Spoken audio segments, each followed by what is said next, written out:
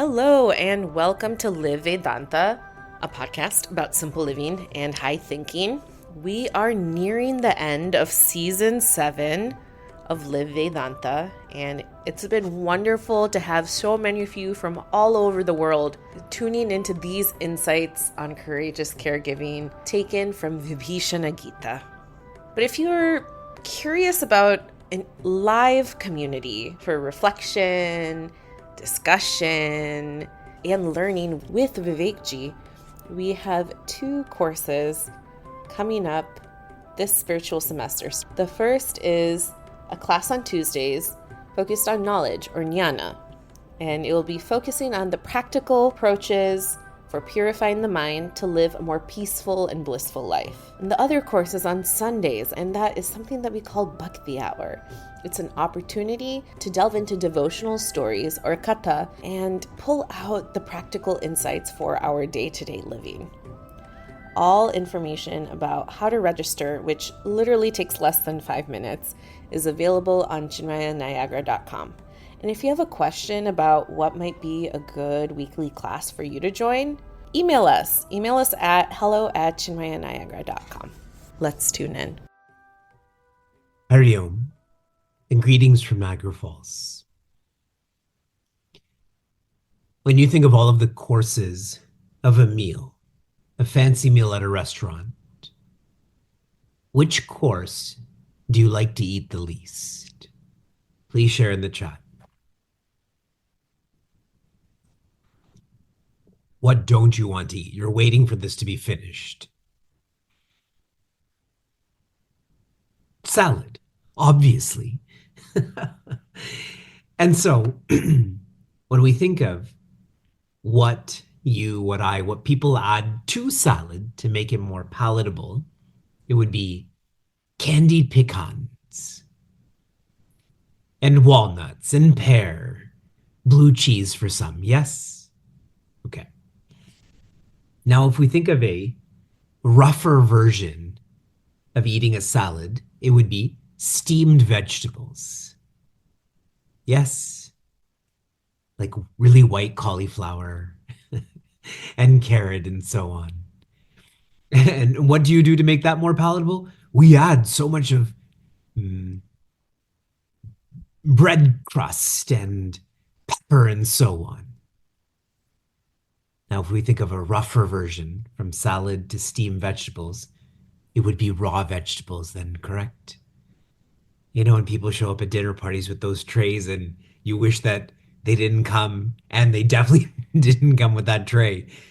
And so you have to add so much of that dressing and to make that consumable.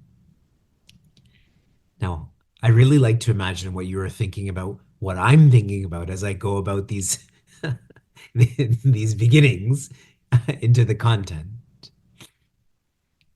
That salad with the pecans and the pear and so on, in this comparison, would be like looking after yourself only. Then the steamed vegetables would be like getting married, where you have to look after someone else too.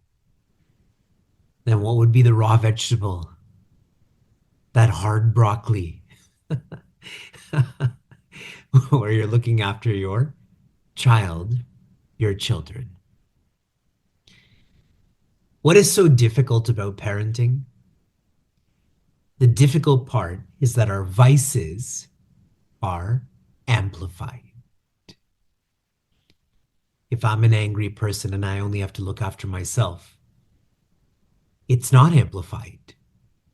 That's probably contained within me. When I have to look after another, let's say in a marriage, it gets amplified times 10. And with a child, with children, it gets amplified times 100. This is what is difficult about parenting.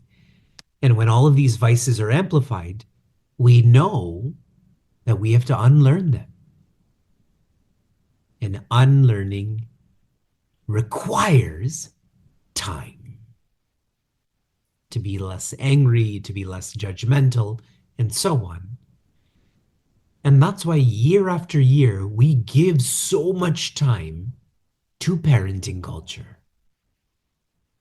We can call it by different names like caregiving culture, understanding culture, courageous parenting.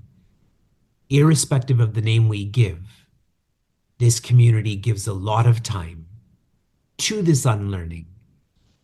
This week being week 31. Out of a year, 52 weeks, what do you do at a self-development level that lasts 32 weeks? Probably not too much.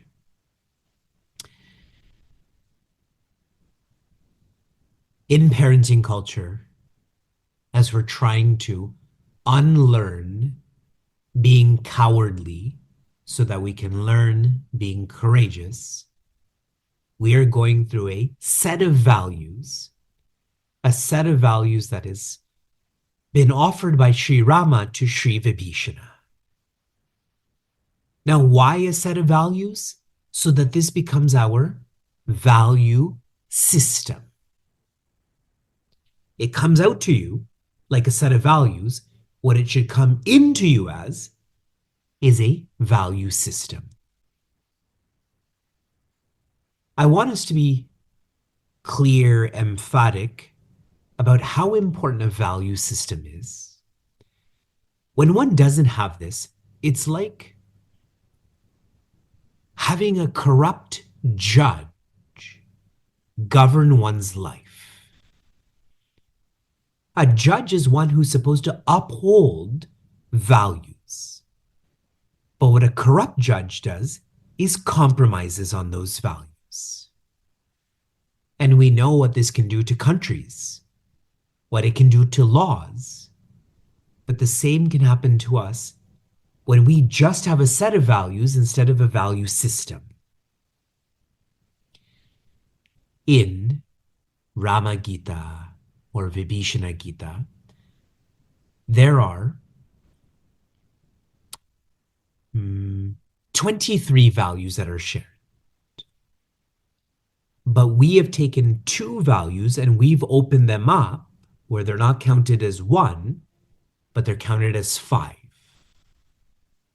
So in that, we have 23 values plus this opening up, which leads us to 31 values. Yama and Niyama can be counted as 1, but they're so dense that it's better that they be counted as 5 and then another 5. Where are we right now? I'm going to chant and then explain. Bara Bigyan Katina Ko Danda. Sri Rama has a bow. This bow symbolizes conviction. Amala Achala Manatrona Samana. If there's a bow, there's a quiver. This quiver is made up of integration and steadiness. Bow, quiver, then arrows.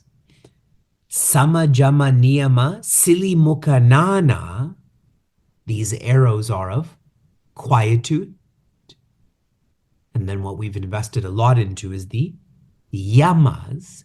These are the don'ts. And the third arrow, or the third category of arrows, is the niyamas, or the do's. The do's that we've come across so far are swadhyaya, to understand. Can you point to me what you're supposed to understand? Yourself. It is an arrogant strategy to try to understand someone else before you understand yourself. Once you've understood yourself, then organize. That is shaucha. And certainly this means organize one's lifestyle, but more so organize one's thoughts. First, I have to understand my thoughts and then organize them. In the Yoga Sutta, this would be the flow of negative thoughts, noble thoughts, and then ideally, no thoughts. The third is tapa, or discipline. As I try to organize my thoughts, for there to be a sliding scale of more and more and more refinement. How many of you play pickleball by show of hands? Only one person plays pickleball. Okay, how many of you have played pickleball before by show of hands? Okay. It's a fun game. I'm hesitant to call it a sport. So it's a fun game. And when I played for the first time, I had played in Cleveland. And there was people who are physically less fit than me, at least by appearance, but they dominated me in pickleball. And it's because I may have the organization of being able to move fast or to jump high, but they're just more disciplined when it comes to strategy. Top spin, bottom spin, all of those kinds of matters. So for us too, whatever our happiness level is, for us to keep on refining that. Now we get into the final two niyamas, which are the don'ts. Tell me in the chat again, and I want you to look at me. What does Sri Rama's bow symbolize in terms of values?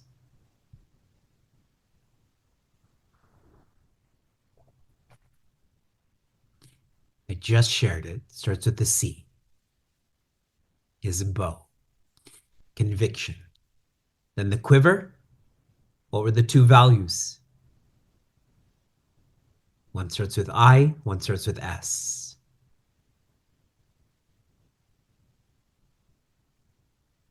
Think.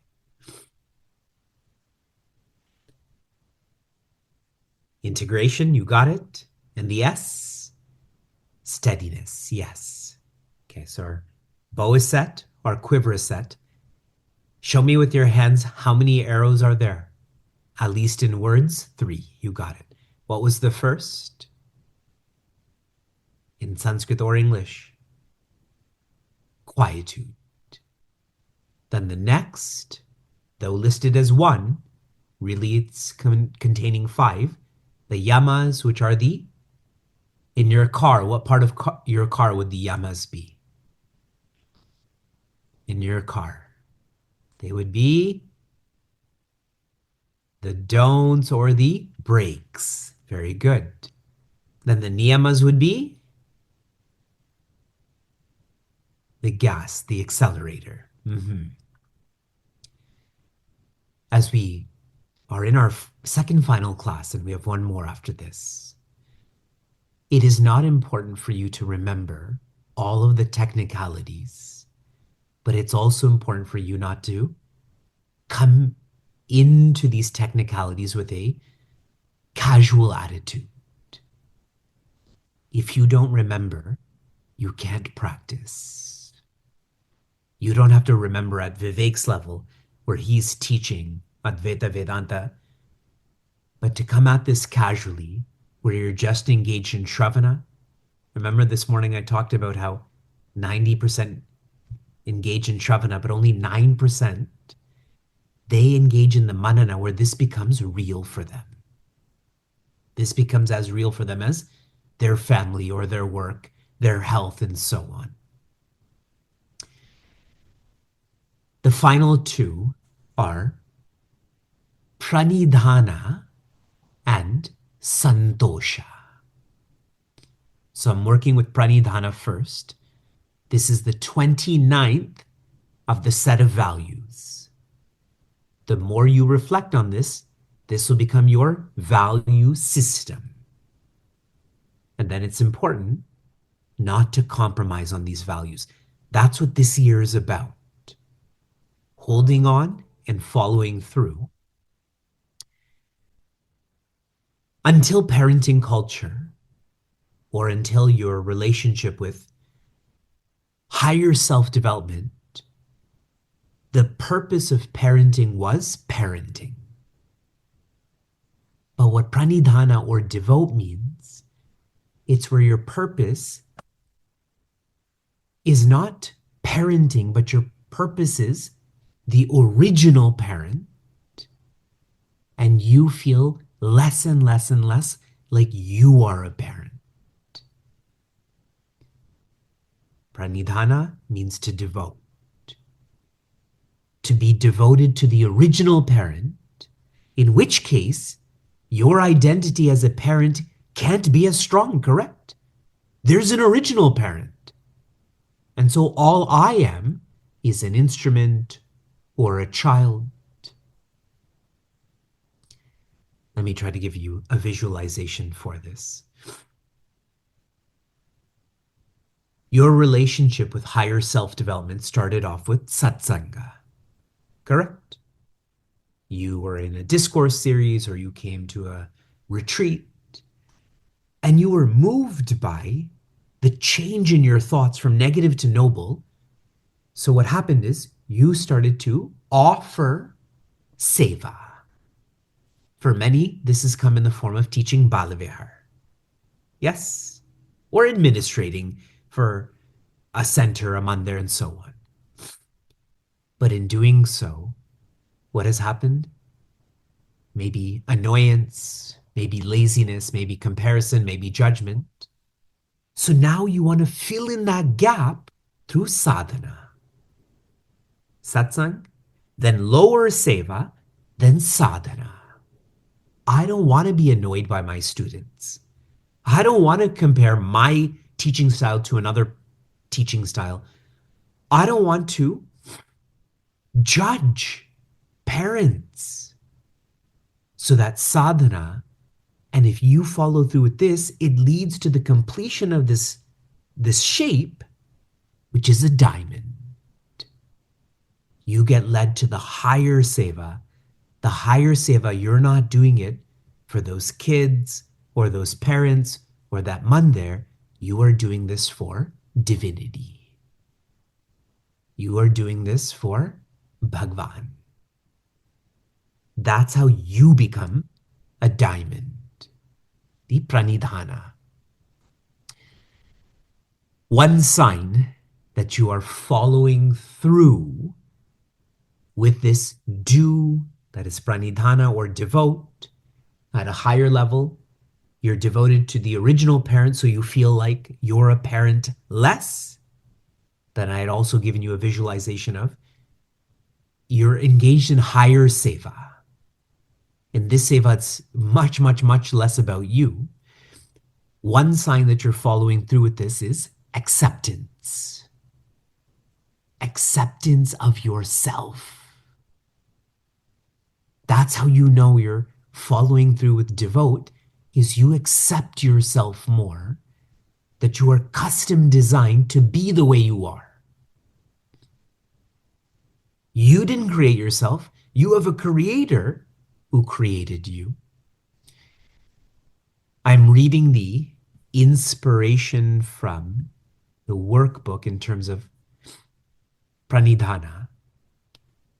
When we see divinity as the doer and ourselves as the instrument, we can treat whatever work we do as our sadhana, in brackets, devotion, which we are offering to divinity. By doing so, we may focus more on the effort and less on the results. More on the effort means you're accepting yourself. You're in control of the efforts, correct? And not the results. The next niyama or do very much connects to Pranidhana or devote. This is the 30th set of values. 30th set of values. This being a value system, that's for you to count based on your reflection. Santosha means smile. Can you all try? I know, Monday, long Monday. But that's the journey we're on. We're on a journey to joy. We're on a journey to complete a task list. We're not on a journey to develop our resumes. We're on a journey to joy. If you have dedicated your thoughts and words and actions to divinity, what naturally comes from divinity? Prasada. Prasada means that which delights. Really, if you've done your best, you have this inner contentment that is felt.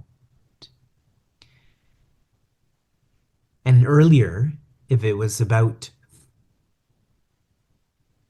you completing this diamond that is this higher seva, to reach this higher seva, to be closer to the original parent, what is required is allowance. You have to put in your best effort, and then you have to allow whatever's going to happen to happen. To allow that. Puja Swami Tejamananda taught this so emphatically to us. We're such strong doers that are results oriented. And so a refined skill, a refined mindset for a parent is to allow. And so if the earlier niyama was about accepting oneself, what is the sign that you're following through with Santosha or smile? You accept your child, your children, the next generation, but you will only accept that if you've completed value 29. And that which is previous to that. So accept yourself, accept others.